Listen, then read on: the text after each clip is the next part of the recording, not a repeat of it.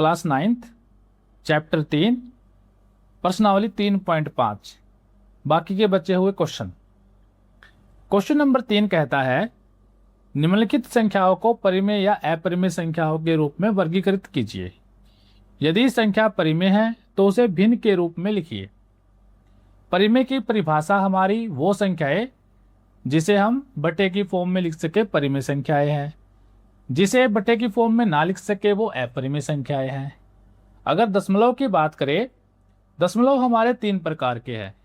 एक होता है शांत दशमलव। शांत दशमलव वो होता है जिसमें दशमलव के बाद फाइनाइट नंबर हो, मतलब इनफाइनाइट ना हो। एक फिक्स नंबर है, 10 नंबर होंगे या 20 नंबर होंगे, 100 होंगे, 1000 होंगे, लेकिन काउंटिंग में होंगे, इनफाइनाइट नहीं होंगे। अगर दूसरे होते हैं कि दशमलव के बाद इनफाइनाइट नंबर हो, जैसे इसमें है और इसमें भी है। तो अगर दशमलव के बाद कोई नंबर या कुछ नंबर रिपीट हो, उसकी आवर्ती हो बार बार, उन्हें बोलते हैं आवर्ती दशमलव। तो शांत दशमलव और आवर्ती दशमलव ये दोनों परिमेय संख्याएं होती है। एक है दशमलव इस प्रकार का 1010010001, इसमें पहले 10 है, फिर 100 है, फिर 1000 है, फिर 10,000 होगा, रिपीट नहीं हो रहा। रिपीट होने का मतलब है 10 10 10 ऐसे आता, तो ये रिपीट नहीं है हमारा। तो ये हो गया अनवसानी अनावर्ती या अनावर्ती दशमलव। इस प्रकार की जो दशमलव है वो होती है अपरिमेय संख्याएं। अब इसके अंदर जो पहला पार्ट है हमारा, पहला पार्ट है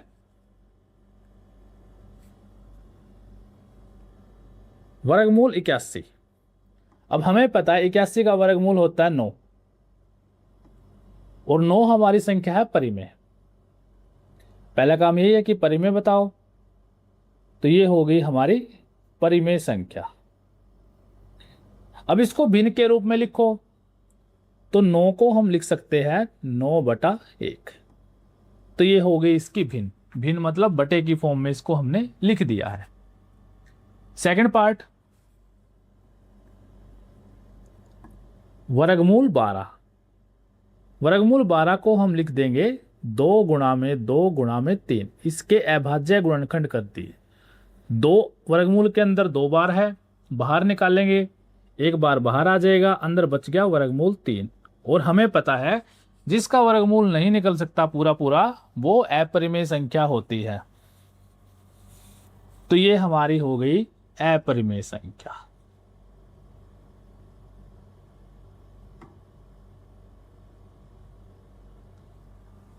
थर्ड पार्ट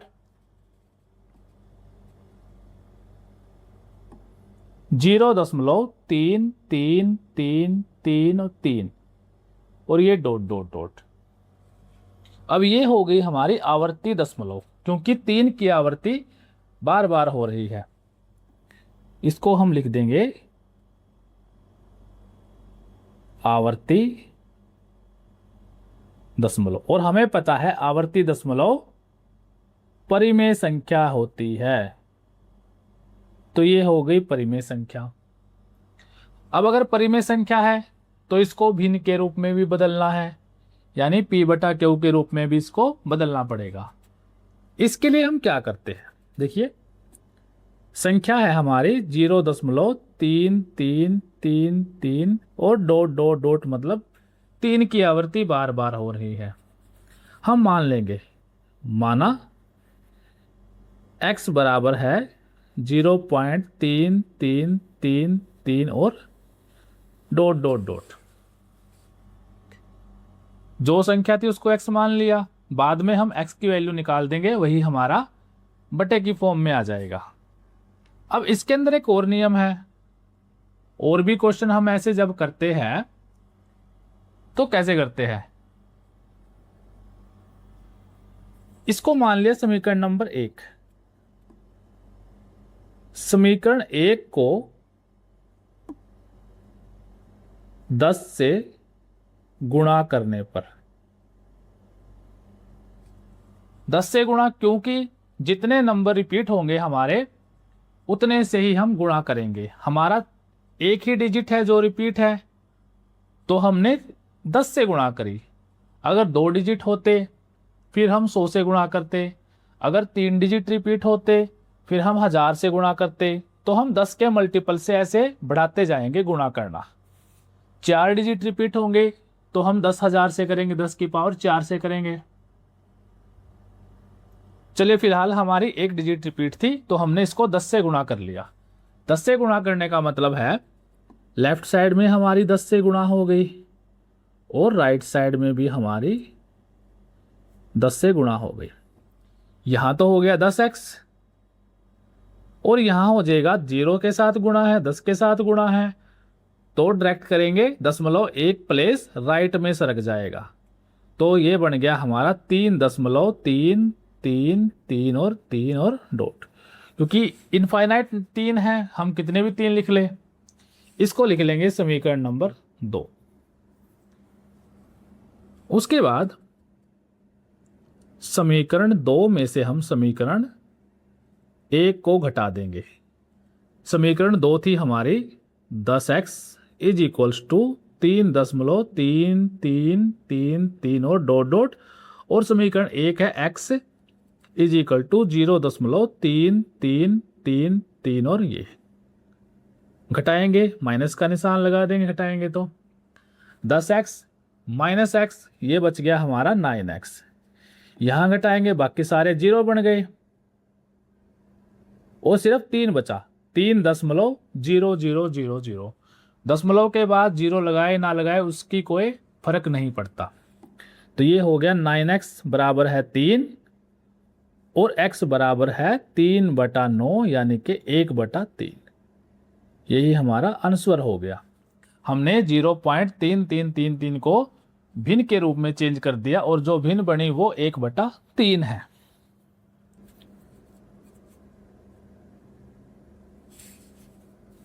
पार्ट नंबर 4, 0.12345 12345 12345 और ये डैश डॉट डॉट डॉट। अब ये भी हमारा पिछले के जैसा ही है, 1 2 3 4 5 बार बार हमारा रिपीट हो रहा है। तो इसका मतलब ये भी हमारी कैसी दशमलव हो गई, आवर्ती दशमलव। आवर्ती दशमलव है तो ये परिमेय संख्या हो गई। अब अगर परिमेय संख्या है तो इसको हमें भिन्न के रूप में चेंज करना है। भिन्न के रूप में वैसा ही माना x बराबर है 0.12345 12345 12345 और डॉट डॉट जरूर लगाने हैं। ये हो गई हमारी समीकरण नंबर 1। अब इसके अंदर 5 डिजिट रिपीट है, 1 2 3 4 5, उसमें सिर्फ 3 रिपीट था तो इसकी गुणा हो जाएगी 10 की पावर 5 से। 10 गुणा 10 गुणा 10 गुणा 10। तो समीकरण 1 को 10 की 5 यानी कि 3450 1 लाख से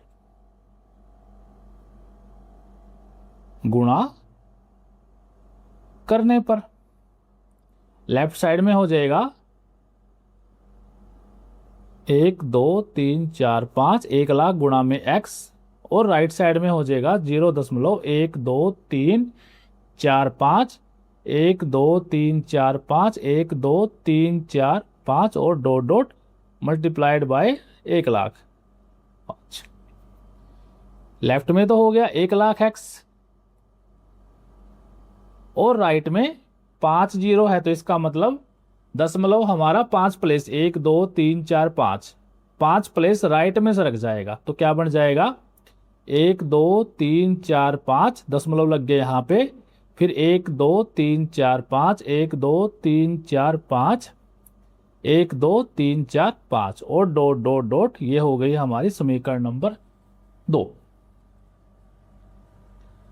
समीकरण 2 हो गई। फिर समीकरण 2 माइनस समीकरण 1 घटा देंगे इसको, 1 2 3 4 5, एक्स बराबर है 1 2 3 4 5 दशमलव 1 2 3 4 5, 1 2 3 4 5, 1 2 3 4 5 और डॉट डॉट डॉट। समीकरण 2 लिख दी पहले हमने, इसके नीचे 1 लिख देंगे।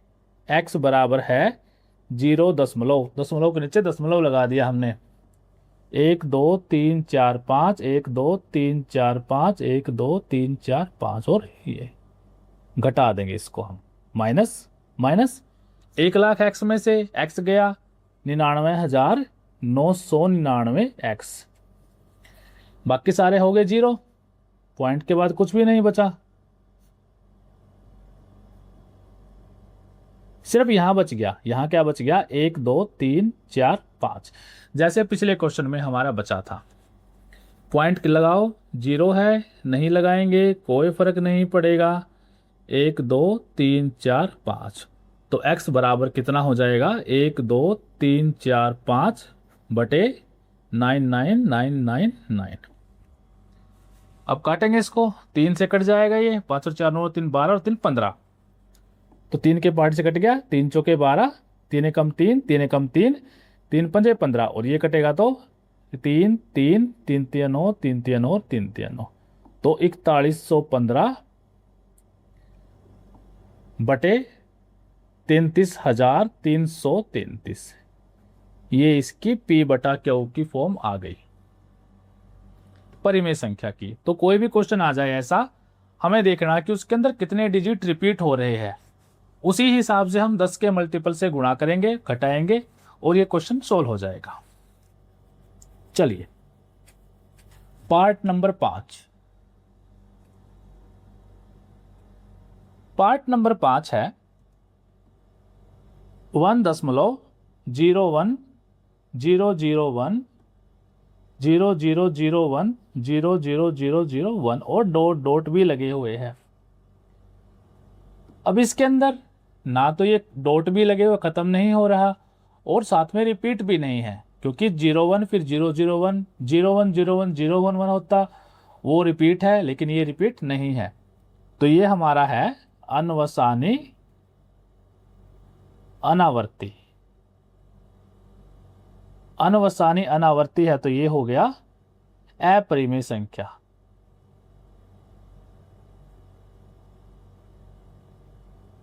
तो लास्ट पार्ट कर लेते हैं इसका। लास्ट पार्ट है हमारा पार्ट नंबर 6, 23 10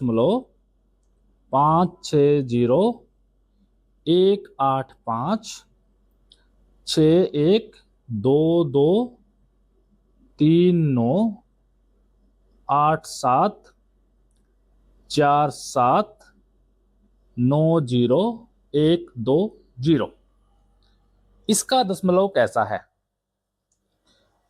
अब इसके अंदर मेन बात जो है कि इसके अंदर डॉट नहीं लगे, मतलब ये एक फाइनाइट नंबर है, और अगर फाइनाइट नंबर है, फाइनाइट डिजिट है दशमलव के बाद, इसका मतलब है वो शांत दशमलव होगा। तो ये हो गया हमारा शांत दशमलव, और अगर शांत दशमलव है तो ये होगा परिमेय संख्या। अब अगर परिमेय संख्या है तो हमें इसको P बटा Q के रूप में चेंज करना है। P बटा Q सिंपल है, ये हम पहले भी कर चुके हैं, करते आ रहे हैं छोटी क्लासों से ही। 23.1 8 5 6 1 2 2 3 9 8 7 4 7 9 0 1 2 0। हम कैसे करते हैं, डिवाइड में कर देंगे, क्या, दशमलव के नाम का 1, और जितने नंबर है दशमलव के बाद, जितनी डिजिट है दशमलव के बाद, उतनी ही 0 आ जाएगी।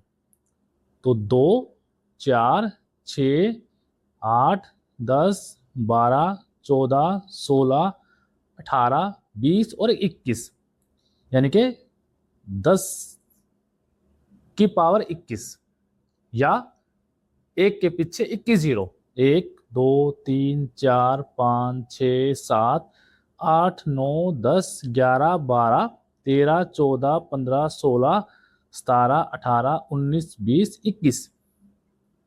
तो ये हो गया इसका P बटे Q की फॉर्म।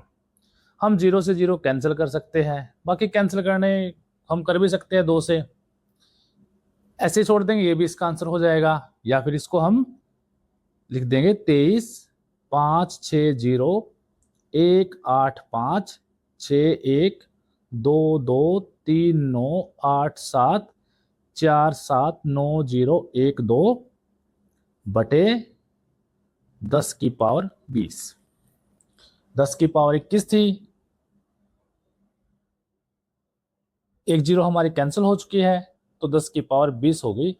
तो ये हमारा क्वेश्चन नंबर 3 कंप्लीट हो जाता है। क्वेश्चन नंबर 4, संख्या 0.9 बार, 9 के ऊपर बार लगा हुआ है, उसका मतलब है कि 9 बार बार रिपीट हो रहा है। एक परिमेय संख्या है, ये हम पढ़ चुके हैं कि एक परिमेय संख्या है, इसको बोलते हैं अनवसानी आवर्ती या आवर्ती परिमेय संख्या। बीजगणित का उपयोग करके यह व्याख्या कीजिए कि 0.9 ठीक 1 के समान क्यों है। इसको हम P बटा Q में ही चेंज करेंगे। सॉल्यूशन, माना x बराबर है 0.9999 और डॉट डॉट, समीकरण नंबर 1। अब इसके अंदर एक ही डिजिट रिपीट हो रही है, तो गुणा कर देंगे हम इसकी 10 से। समीकरण 1 को 10 से गुणा करने पर लेफ्ट साइड में 10 से गुणा कर देंगे और राइट साइड में 10 से गुणा कर देंगे। लेफ्ट में तो हो जाएगा 10x और राइट में 1 पॉइंट राइट में सरक जाएगा, तो ये हो जाएगा 9.9999 और डॉट डॉट, समीकरण नंबर 2। वही काम समीकरण 2 माइनस समीकरण 1, 10x 9.9999 और डॉट डॉट, और x इज इक्वल टू 0.9999 और डॉट डॉट।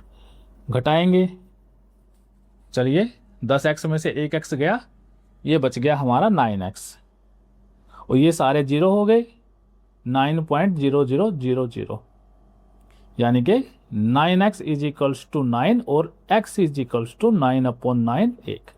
तो जो हमारा x है 0.99 था, वो 1 के समान है, यही हमें सिद्ध करना था, तो ये हमारा सिद्ध हो गया। क्वेश्चन नंबर 5, हम देख चुके हैं कि 1/7 का आवर्ती खंड एक चक्रीय संख्या है। चलो जी, पहले आवर्ती खंड को ही समझते हैं हम कि आवर्ती खंड का मतलब क्या है और ये क्या कहना चाहता है। 1/7 हम जैसे हमने 1 से 13 को भाग किया था, 1 को 13 से भाग किया था, ऐसे ही हम 1 को 7 से भाग करेंगे। यहां लग गई 0, 0.7 एकम 7, बच गया 3, 0 7 चौक 28,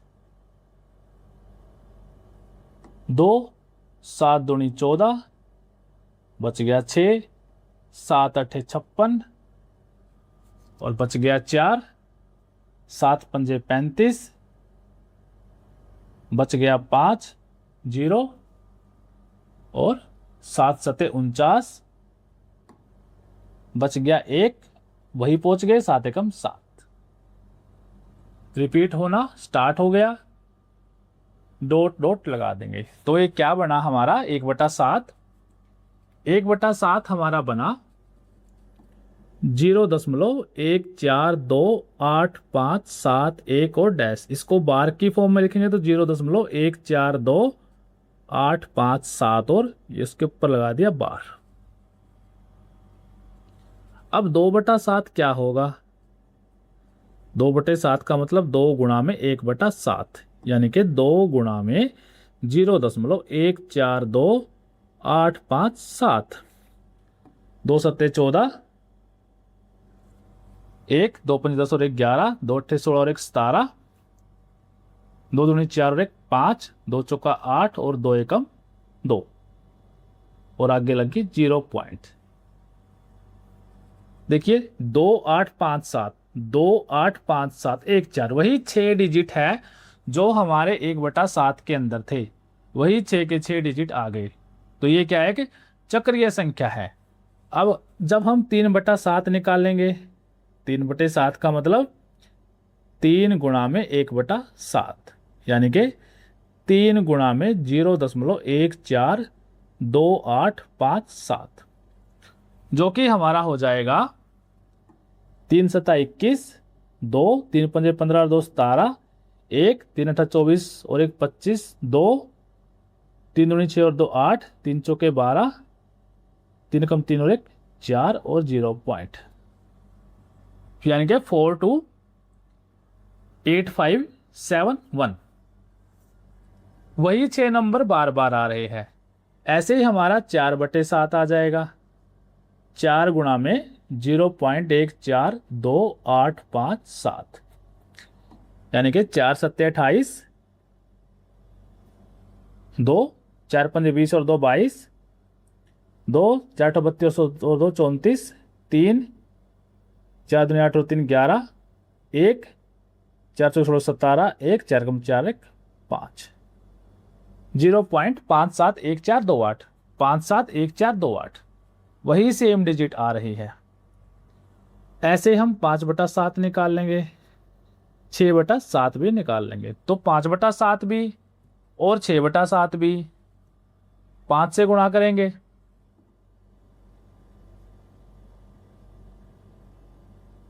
बार जरूर लगाना है यहां पे।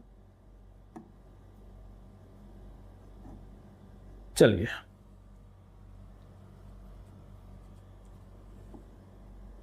तो 5 सता 35, 3 5 पंजा 25 और 3 28, 2 5 अठा 40 और 2 42, 4 5 2 और 4 14, 1 5 24 और 4 21, 2 5 5 और 2 7, 7 1 4 2 8 5, 7 1 4 2 8 5, वही डिजिट बार बार 6 के 6 नंबर वही आ रहे हैं हमारे पास। 6/7 हो जाएगा 6 गुणा में 0.142857, तो ये हो जाएगा 6 सत्ते 42, 4 6 पंजे 30 और 4 34, 3 6 28 और 3 51, 5 6 दूनी 12 और 5 17, 1 6 चौके 24 और 1 25, 2 6 कम 4 2 8, 0.857142, वही 6 डिजिट है हमारी 142857, वही हमारी बार बार आ रही है। तो इसलिए ये चक्रीय संख्या है। अब इन्होंने बोला कि कुछ और संख्याओं को ज्ञात करने का प्रयास कीजिए जिनका आवर्ती खंड चक्रीय है। तो ऐसी और संख्या ज्ञात करेंगे, ये आपके लिए होमवर्क है।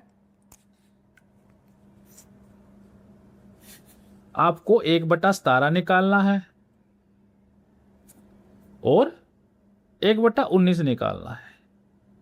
1/17 का मतलब है 1/17 निकाल के फिर 2/17, फिर 3/17, 4/17, ऐसे 1/19 निकाल के फिर 2/19, 3/19, 4/19। तो ये प्रश्नावली हमारी यही कंप्लीट होती है। अगर अच्छी लगे तो अपने दोस्तों के साथ शेयर जरूर करें। धन्यवाद।